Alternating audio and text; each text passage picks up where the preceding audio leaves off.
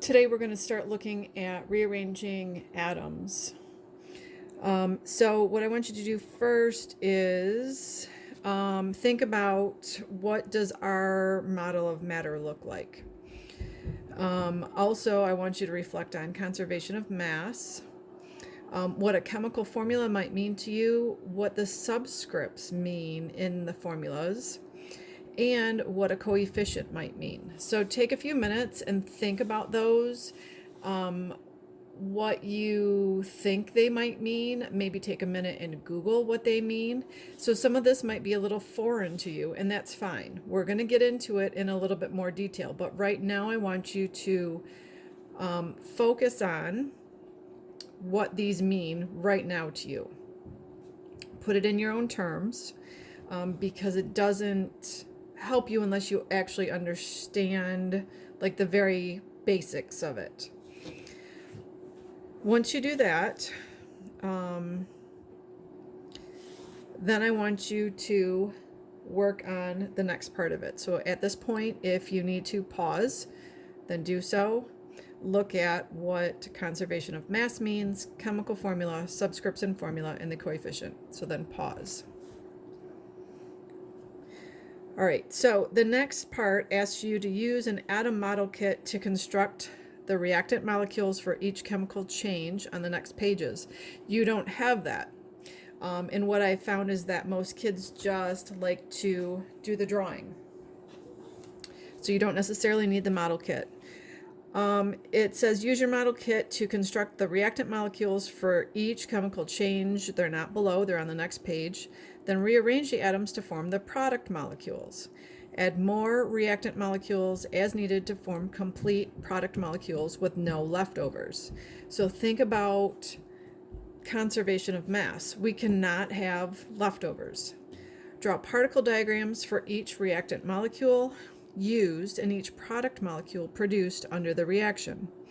Determine the number of each reactant molecule you needed in order to make the products with no leftovers, a complete reaction. And record each number as a coefficient in front of its reactant formula.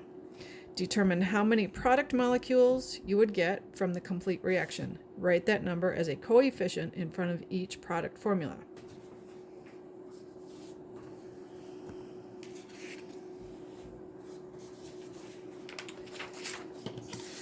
So, for example, we have H2 plus O2, which yields H2O.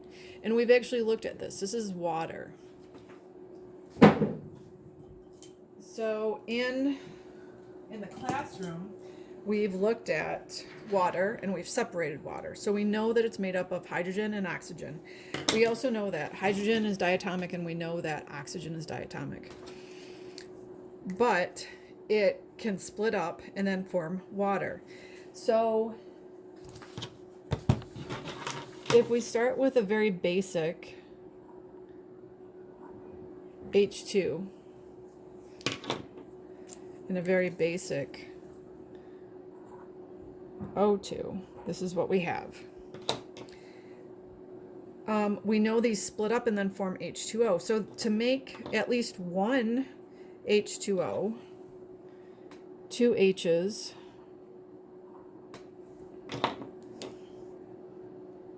and one oxygen.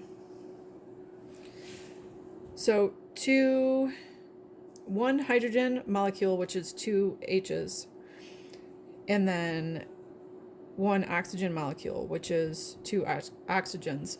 We won't use up all of the oxygen. We'll use up all of the hydrogen, but we won't use up all of the oxygen. So that means we should probably build another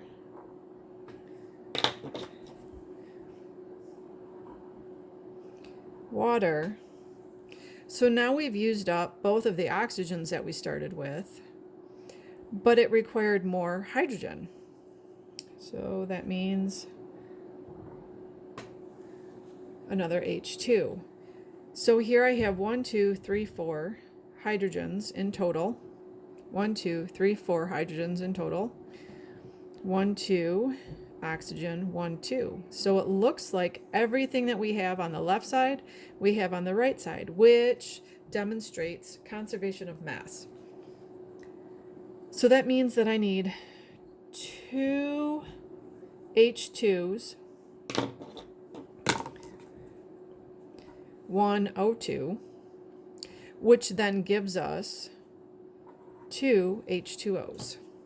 So what I want you to do now is to practice rearranging atoms.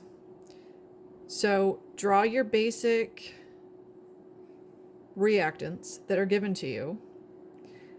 Draw your product that's given to you, and then balance it, keeping in mind that you have to have 2 hydrogens that stick together, 2 chlorines that stick together, but then they break up to give you this. So practice with the rest of these, and then you have analysis on the 3rd page. So take a few minutes to draw rearranging your atoms on the 2nd page, and then look at what you have and determine, what does this look like? What does this mean? And then submit the packet. And for the next day, we'll look at this more in detail.